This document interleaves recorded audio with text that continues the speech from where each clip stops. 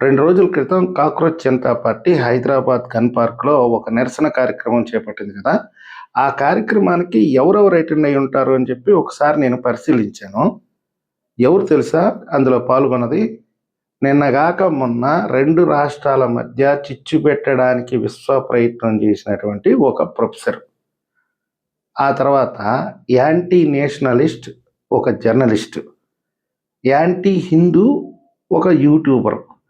ఇలాంటి నీచ నికృష్టులు ఇలాంటి సభలకు అటెండ్ కాబట్టే రాజస్థాన్‌లో ఆ కాక్రోచ్ జనతా పార్టీ వ్యవస్థాపకుడిని చెప్పులతో కొట్టారు, తరిమారు జనాలు. పోలీసులున్నారు కాబట్టి కాపాడుకోగలిగారు. మీ ఉద్యమం మంచిది కావచ్చు.